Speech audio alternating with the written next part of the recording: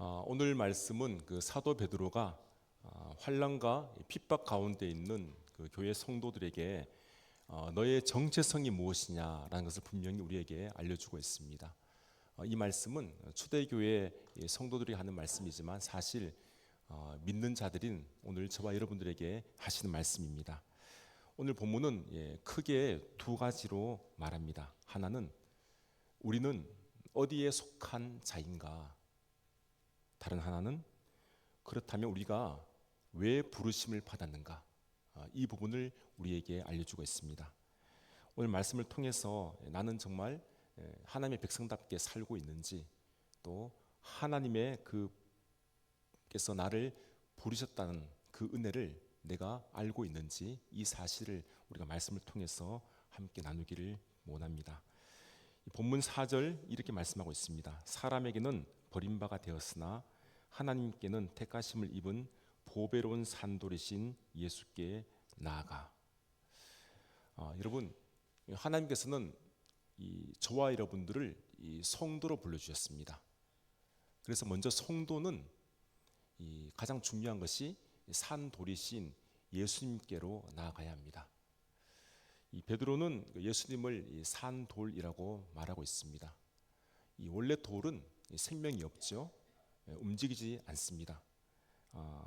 자라지도 않습니다. 그런데 예수님은 그냥 돌이 아니라 살아있는 돌, 이 산돌이라고 말씀합니다. 예수님은 십자가에 달려 죽으셨습니다. 그리고 무덤에 묻히셨습니다. 죽음에만 머물러 계시지 아니하시고 그분께서는 다시 한번 부활하셨죠. 다시 살아나셨습니다. 죽은 돌이 아니라 예수님은 살아나신 바로 산돌이 되신 것입니다. 예수님은 지금도 살아 계셔서 우리와 함께 하십니다. 저와 여러분의 주님이 되시죠. 오늘 예배드리는 이 자리에도 예수님은 우리 안에 우리와 함께 계십니다. 여러분, 이 교회의 기초는 바로 살아계신 예수 그리스도이십니다. 우리의 신앙은 예수 그리스도, 살아계신 그분과의 관계 위에 서 있는 것입니다. 오늘 본문은 예수님께서 이 산돌이심에 관하여 두 가지를 말하고 있는데, 하나는 이 산돌이 사람들에게 버림을 받았다라는 것입니다. 예수님은 세상으로부터 거절당하셨죠. 종교 지도자들에게 버림을 받으셨고, 또 정치 권력자들에게 정죄를 받으시고, 많은 사람들에게 모욕과 또는 조롱을 받았습니다. 그 십자가는 바로 예수님께서 버림받은 사건입니다. 또 하나는 산돌이신 예수님은 하나님께서 바로 보배로운 이 산돌로 삼아 주셨다는 사실입니다. 세상은 예수님을 버렸지만 하나님께서는 예수님을 살려주셨어요. 세상은 예수님을 가치 없다고 여겼지만 하나님은 예수님을 보배로운 가장 귀중한 이 산돌로 만들어 주셨습니다. 성도 여러분, 예수님을 따른다는 길은 언제나 이 세상에서 환영받는 것이 아닙니다. 예수님을 따르는 것은 우리도 예수님처럼 버려질 수도 있고 세상의 오해와 멸시와 조롱을 받을 수도 있습니다. 사람들에게 손가락질을 당하고 외면을 당하기도 합니다. 그런데 중요한 것은 하나님께서 이것을 어떻게 보시냐입니다. 세상 사람들이 어떻게 평가하느냐, 이것은 중요하지 않습니다. 하나님께서 예수 믿는 자들을 어떻게 보시느냐, 하나님은 예수님을 보배로운 산돌로 보셨습니다. 그래서 우리가 산돌이신 예수님께로 나아갑니다. 이 성도의 신앙은 결국 다른 것이 아니라 예수님께로 나아가는 겁니다.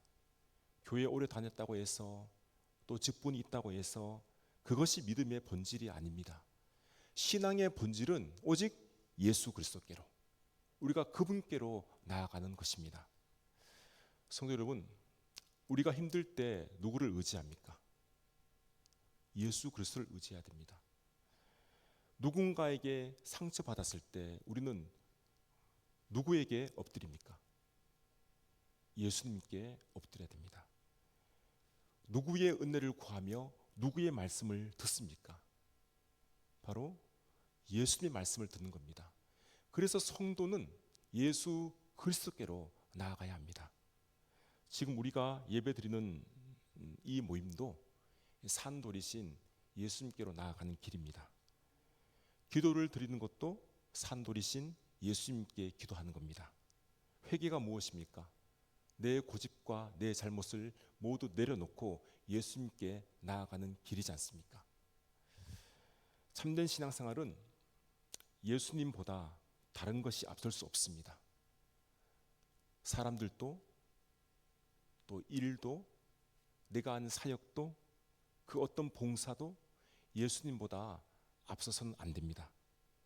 우리가 세상에서 아무리 바쁜 일이 있다 할지라도 예수님께 나아가지 않으면 그의 영혼은 점점 더 메말라지는 겁니다. 여러분, 지금 베드로가 왜 이 말을 하고 있겠습니까? 이 당시 초대교회의 성도들이 지금 흔들리고 있기 때문입니다.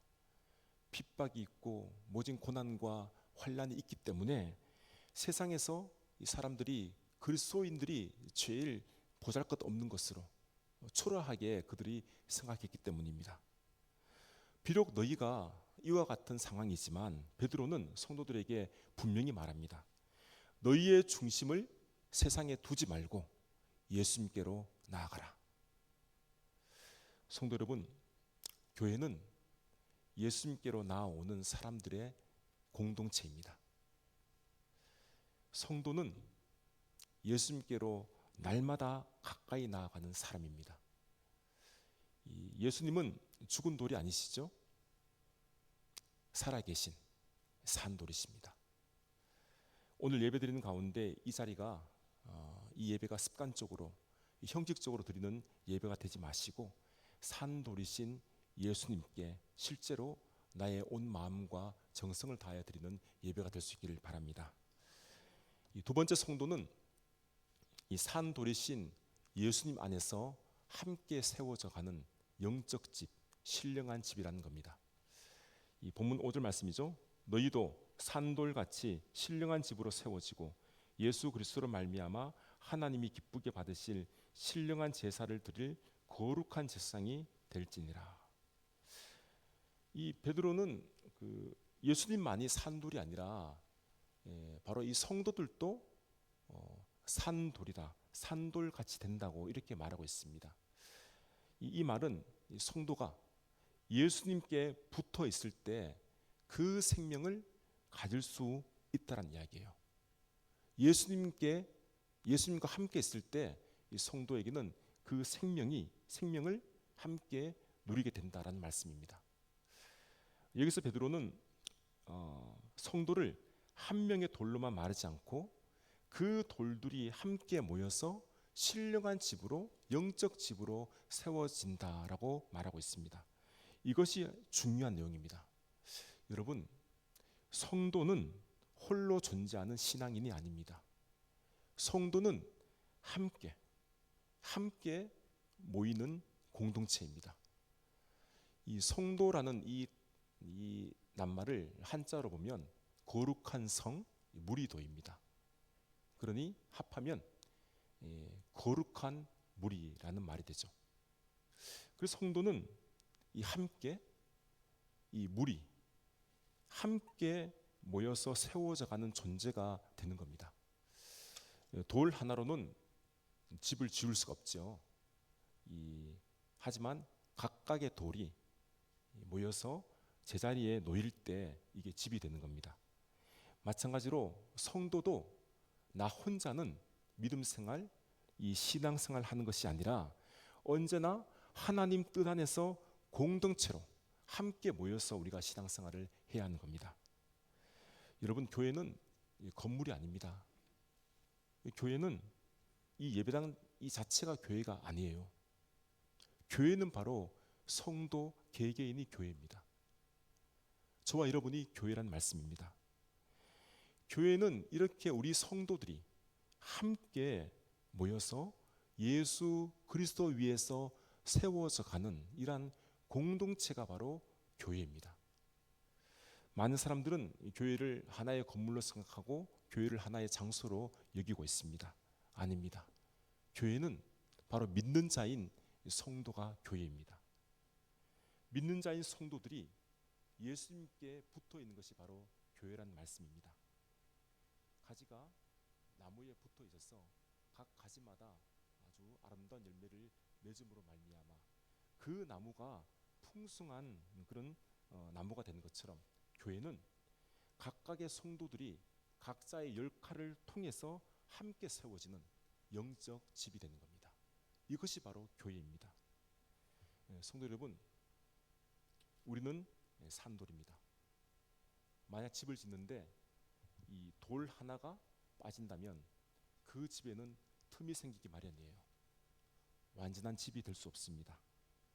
성도 한 사람이 믿음을 지키지 않는다면 이 공동체는 그 영향을 받을 수밖에 없는 거죠.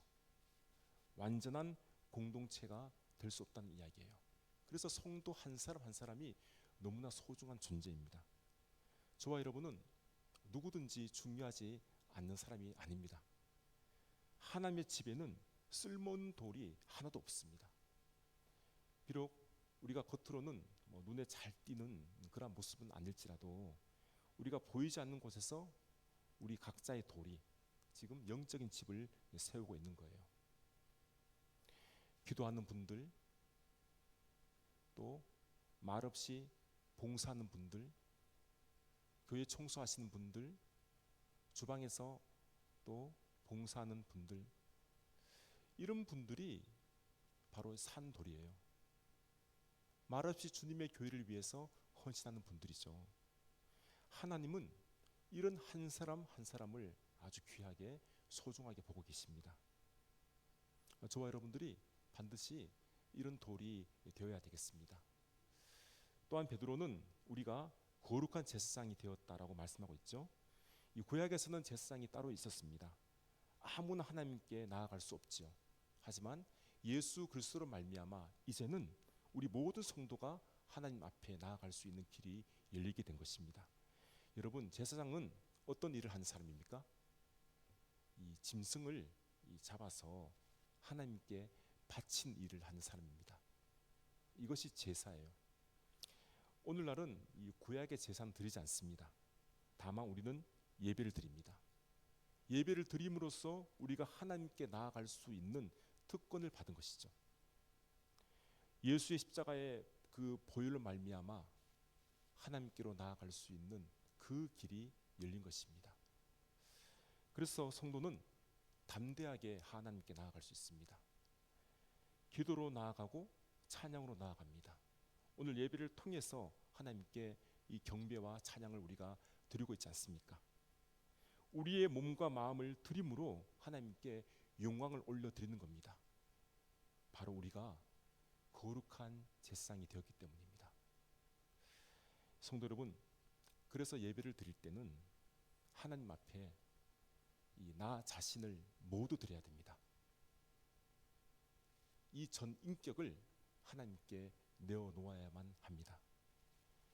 헌신과 섬김에 있어서도 하나님께 내가 최선을 다해서 섬겨야 합니다. 이것이 성도의 자세예요. 왜냐하면 저와 여러분이 거룩한 제사장이기 때문입니다.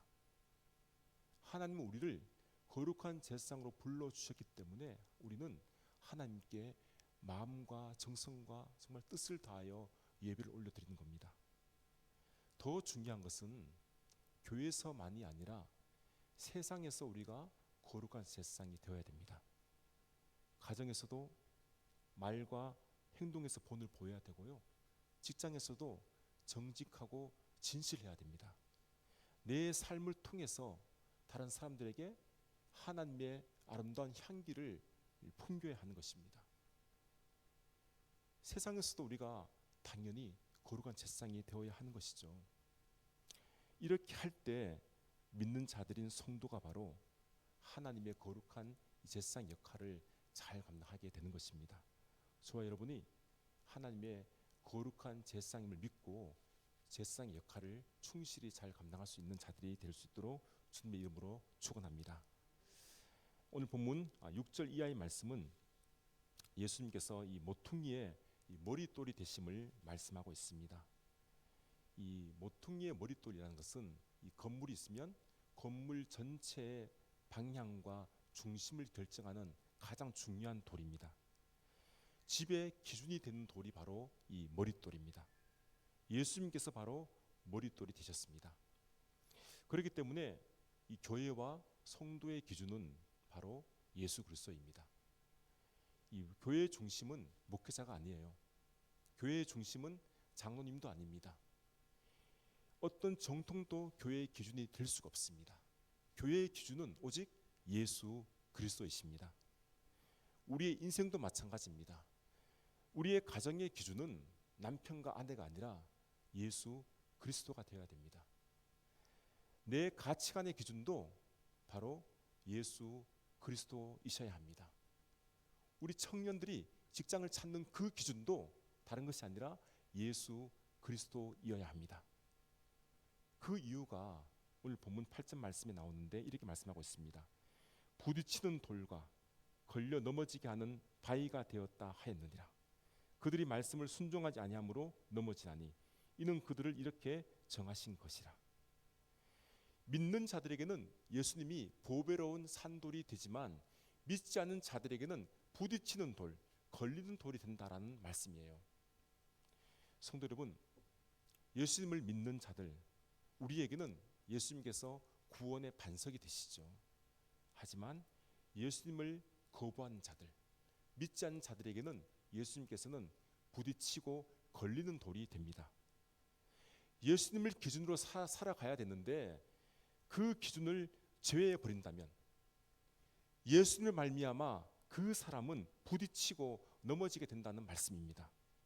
자기 뜻을 끝까지 붙들고 있고 자기 고집을 버리지 않는 사람에게는 예수님의 말씀이 불편하게 들리는 거예요.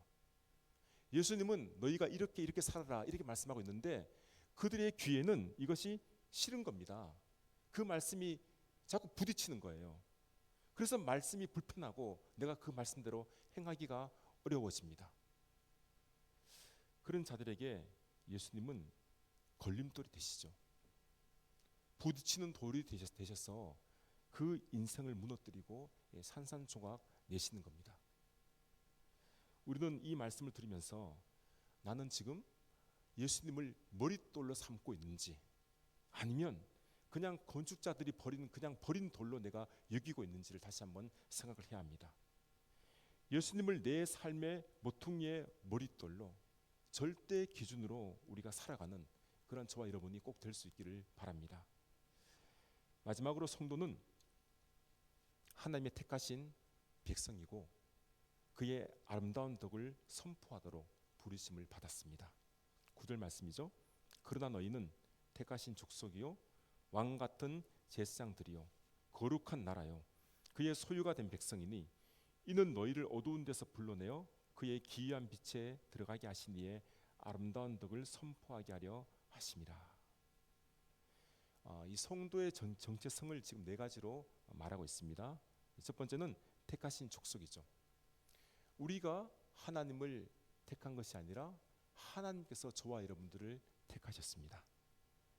우리가 잘나서 하나님의 선택함을 받은 것이 아닙니다. 우리가 능력이 있어서 공로가 있기 때문에 하나님께 선택함 된 것이 아닙니다. 오직 하나님께서 우리를 선택하셨습니다. 이것이 바로 하나님의 은혜이죠. 둘째는 우리는 왕 같은 제사장입니다.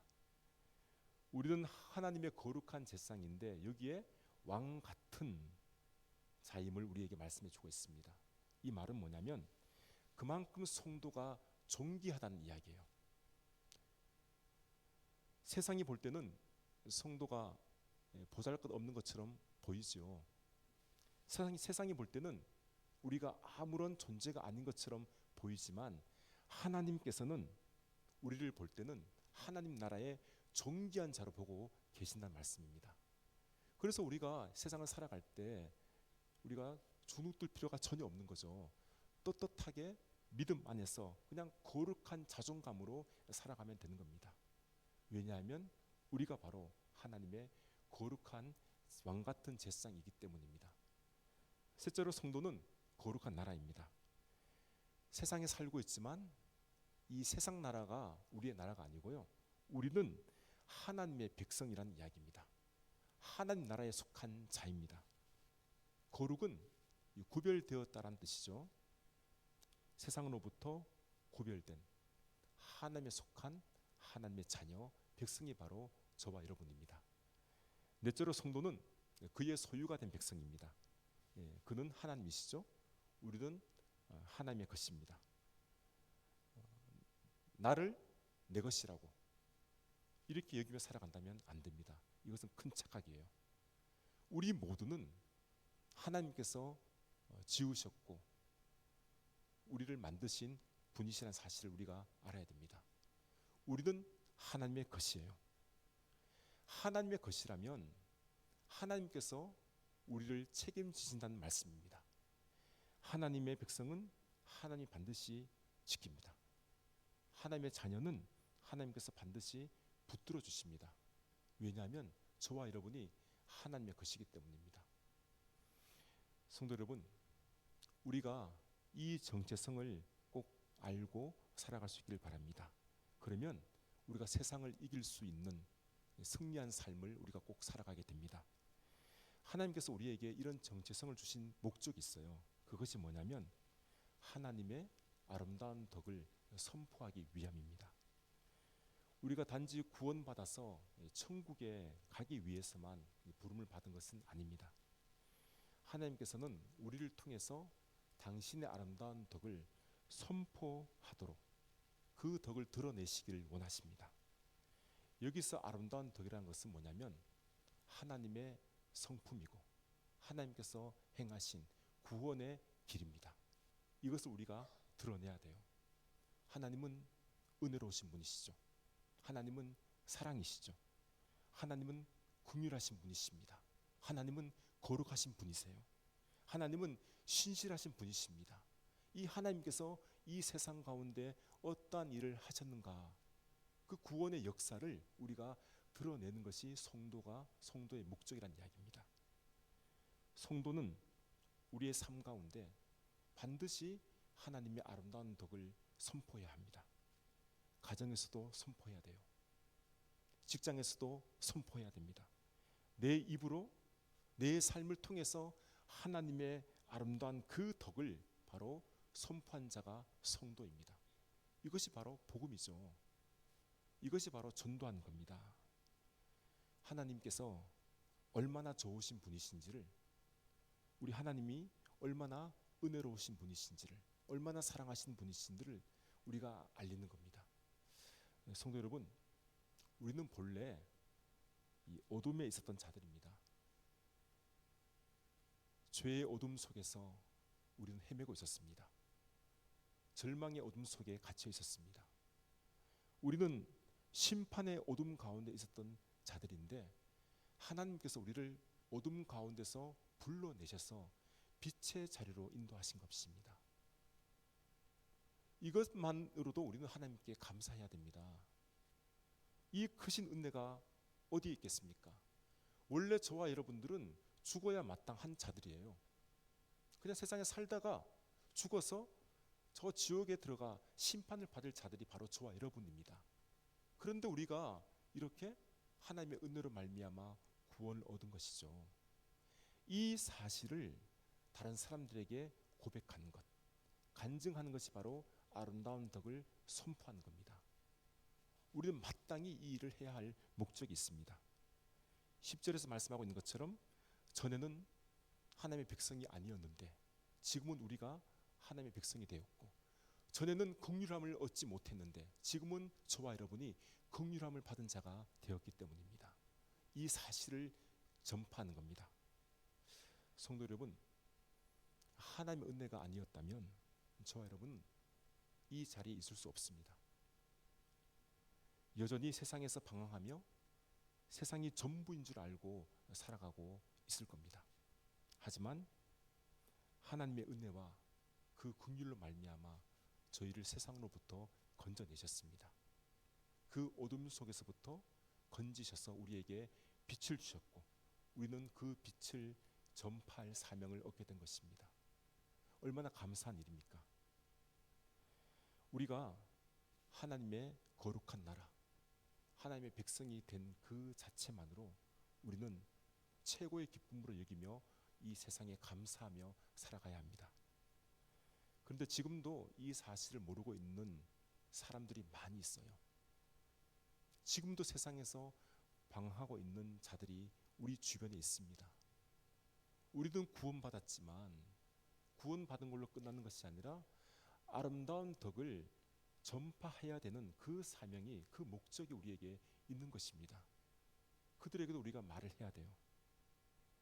하나님이 나를 살리셨다. 하나님께서 나를 자녀로 삼아주셨다. 이 사실을 저들에게 알립니다. 당신도 예수님을 믿기만 하면 하나님은 당신을 구원하시고 하나님의 자녀로 삼아주신다라는 사실을 그들에게 전해야 되는 겁니다. 또한 내 삶 가운데 정말 저와 여러분이 하나님의 백성답게 살아가는 것이 참 중요합니다.